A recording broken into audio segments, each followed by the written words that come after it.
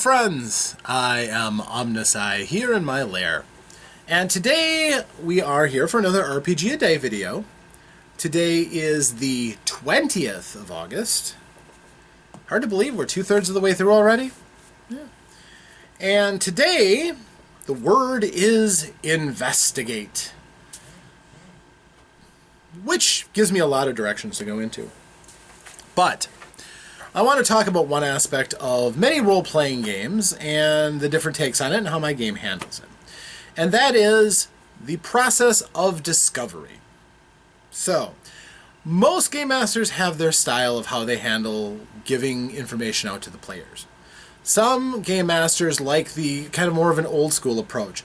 Person goes into a room, the game master, who generally will not tolerate interruption, will give them a rundown of what their characters see. They will say the size of the room. They will say the shape of the room. They will mention any threats or denizens in the room that the players would notice, the first thing that leaps into their eyes. They will then describe how the decoration of the room is, some notable features that would catch the eye, and then finally little things that the players might not care as much about. Then they would call upon the players to play. Go do things in this space that I've just given you. And maybe the players will look around, and the things that jumped out at them, that want attention, they will go and give attention. Maybe they will perform one of their skills, like they will look for traps, because something just screams out a trap. Maybe they will go, if there's something like a chest, they'll immediately go and have a protocol of what they do. Maybe they'll meet one of the denizens and want to talk, or immediately start to attack. Who knows? But that is the process that many game masters use. They first set the stage, and then let the players do what they want. Now, other game masters like the approach that they'll set up a very general description of what's in the room, and then they'll pay attention to the character's perception skills.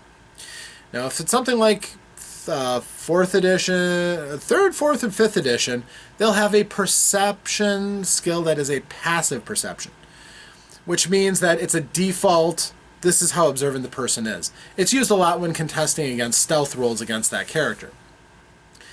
And they might use that to determine, well, your character is not that observant, so you wouldn't notice the pentagram on the wall drawn in blood until you're right in front of it. So they might not have that bit of detail, whereas that might be the first thing that a very perceptive person is drawn to. And then there's also the game master who says, okay, you came into this room, everybody roll perception checks. So everybody stops immersing and doing the things in character. Everybody rolls a perception check so the game master can tick off the boxes on what people see. That is a way of running games. I don't like that style myself. Like I said, I think it breaks up the game and starts and stops. But it's valid as a method because it does employ a skill that characters would have and that players generally want, if they have a good level of skill in it, to be able to employ to avoid nasty surprises. Fair. I can see both sides of the coin. And, my DDicePhile is no different. It will have a perception ability, and it will also have the opportunity to have skills in various levels of perception that players can employ. Research, investigation, insight, things of that nature. But, like all games, if the game master doesn't want to use it, they want to use more of an old school approach, all of that becomes optional. If you don't want your players to have that, you want to make the players tell you what they're looking at. And then, okay, if you have a special switch in a statue, you might mention the statue. And if their players go up and say they're going to investigate the statue, then you can say, what are you investigating on the statue? Make them say the part where the switch is, and if they say it, they find it automatically because they took the time to look. That's kind of how it used to go when there weren't all these fine skills to break everything down into numbers. It was, yeah, there are secrets, there are traps, and there are ways of bypassing all of that and finding the secrets It involves going into a setting and exploring and looking about you. And I'm fine with that. So as a result, when we do that, my social skills, as I talked about with the meat topic, optional. If a Storyweaver doesn't want to use that, purely optional. Perceptive skills and abilities, purely optional. The only reason you might have perception as a global ability is when people are trying to sneak up on you. That would be it. And even most of the time that can be avoided if a person just says they're being rather perceptive and looking in the area where the sneak is coming from. So that is generally how I plan on approaching investigation and perceptive abilities. Very much let the player play the way they want. Let the Storyweaver set up the game in the fashion they're interested in.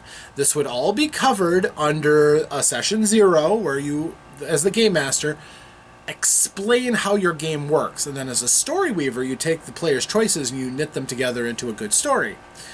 Either way that you do it is fine. It's perfectly acceptable. But both are going to be available to you, so if you want to try one way or you want to try the other way, it's perfectly going to work either way. So, one way makes you, set difficulty numbers to notice things and let players take dice out of their dice pool and roll. If they're just perceiving, it might be a free roll. Just, whatever. If it's something they're specifically looking for and investigating, it'll cost them dice out of their dice pool to go into the spent dice pool. That's it. Very simple, straightforward, easy to do. So, whichever way you want to use my game, perfectly fine with me. And it will be clearly explained away in the Game Master section of that work when it becomes available. So, I hope that helps, and, I hope you think that's a good idea. If you don't, I understand. We can talk about it in the comments. I'm not afraid of criticism. I'm not afraid of people, saying this isn't really what I prefer, which is fine. However, I will never argue against a person's preference. If they like things in a particular way, hey, that's cool. May not be the way I like it. I might not agree with you, but I'm glad you like things. So, anyhow, that's been my video for today. Hope you enjoyed yourself. I am OmnusI. Thank you for coming to my lair. And until next day, for another RPGaDay video, thank you and farewell.